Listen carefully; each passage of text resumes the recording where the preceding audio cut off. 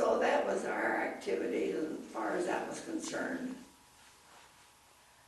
And then we would spend winters, as we're growing older now, of course. Kids are all out of college. All the kids went to college. So, Tell us your problems with the 1,000 chickens. well, we really had no problem, but we took care of them. I mean, we got up through the night. And did you dress them yourself? Oh, yes, yeah. We usually had a market for them right off the bat. Oh, good. Yeah. And Mom would come, and my dad would kill them. I'm in the middle And of she- the narrative right now. We So would I'll go call down. you back. Okay, bye-bye. We would go down to this milk house, because it had hot water and cold water, and that's where we would dress them, down there. How many And at we a would do time? 70 at a time. 70 at a Yeah. time. Oh, Mom was a worker too. I mean, And you sold the chickens then? yes, and I'd have them sold before we killed them. Good. Yeah. People would call, I wouldn't have to do too much talking. Did you also have eggs? On eggs, not too many hens. I hated cleaning out the chicken. 30 hens at the most, so we had chickens, eggs, you know. And my Henry hated those chickens, because there was no fence or nothing, so they'd get on the machinery, see. Oh, yeah. Oh. Make a mess. Yeah. That's the first thing that left. He said, that's the first thing that's gonna go is those chickens. And it was, I mean, he put up with it for a while. But. So then it wasn't long and we got a car. We could buy any kind of machinery we wanted. We got a tractor. Things progressed and kept getting better and better. We had good years, no drought. In fact, it was the other way around one time. I belonged to an extension club, and we always had picnics, and always had them in here in Garfield Park. It was always on like the fourth Sunday in July. And it just was raining and raining and raining, just never let up. And I don't know how many times that year that I had to take another tractor and pull the other tractor out. Because he'd get stuck in the field. He'd get stuck in the field, just stuck. So he'd say, now give her the gun, you know, then I'd give it at the wrong time and break the chain and all. It was something. But we had a very, I forgot to tell you that our wedding was very little. We didn't have, I just had a suit, which I still have. And in fact, my youngest daughter was down this last winter and she tried it on. It fit her perfect. I said, I don't believe I was ever that thin. I think she wore it. Is it kind of a maroon color? Yeah, she Yes, did. I've seen her in it. Yeah. But anyway, help me out. What else should I say? I was gonna, you mentioned extension clubs. Oh, yes. I tell you, that was a lifesaver. We moved, this was a new community to me where we moved to. My dad bought that place in by Minor. I didn't know a soul there. And we just were moving in and Frances Kreger drove in. The reason I know Frances Kreger was I worked for her folks at the hotel. They were the head of they owned the hotel. And she said that she was having a club. It was always the second Tuesday of the month, of every month. And she wished that I would come. So we talked it over. I said, well, I got Carolyn, Henry says, you go, I'll take care of Carolyn. And he did. I never had to take her at any time. And that's where we had lessons. We learned the latest of everything. It all come from the university. That was a godsend. Yeah. And I got my 50-year pin. And then soon after that, well, they closed shop up there. There aren't many extension clubs left, No, are there there? aren't any extension Aren't any clubs. left. There isn't any extension at all left now. Clubs, I mean. Those that are R is social. Social, okay. Yeah, right.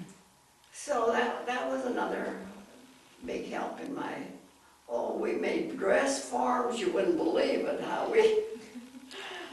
we all were hungry for knowledge of doing things. We made hats and made gloves and it was quite a deal. So that was a nice part of my thing. Did you ever go to the Kinghorn Carnival? Oh, yes, that's another thing I wanted to tell you. That I was one of the seniors that moved in 1936. And see, they started when in 35. So Yeah. I was the Yeah. second year that Oh, our whole class went, our whole class. And Walt Sikora was my oh. partner that walked down. And you had to wear a formal dress? Yes, and I want to tell you about this dress. In the Sonicsons, they had a portion in the back where they had some dresses. And so I said to Mom, you know, there's a dress back there I would sure like. She says, well, I can take some. She was still farming too, they had a farm. She said, I can take some chickens in and we can buy that dress. But the dress didn't cost more than I think $10. Yeah. But I can still feel it. I just thought I was so gracious. Yeah, it was fun. It was fun. And our banquet for our senior banquet, a prom, it was in the old Presbyterian church in the basement. Yeah. I don't know if they held it there all the time, but that was my knowledge there. And our baccalaureate was in the Presbyterian church too. We had baccalaureate services. How many were in your graduating class? Oh golly, and you know, we were close. I think I have a big picture, and I think it was about 70, something like that. That's pretty That's a good lot. sized class then. And you know, after our 25th reunion, we met every year after that. Whoever could, Wow. we did. Now there's very few of us alive. Do you still get together? Any of you? No, No. Betty Bourne is living, and Margaret Ingerson, and neither one of them. I was gonna say, Betty's gone to a home, hasn't she? Well, and Margaret, I guess, has got her grandson living with her now too, so it's taking care of her, so.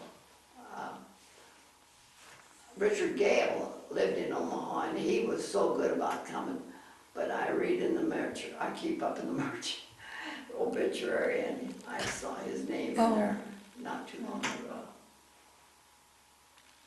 So that's about it. I can tell you I told you 4 kids all graduated. You've had a good life, Sophie? Yes, You have. beautiful. I'm glad you shared it with us. Beautiful life. Yes. And I'm still living in the same place that I raised my kids. Wonderful. So And you're still driving. and I'm still We driving. we all hope for that for Yes. ourselves. I have somebody,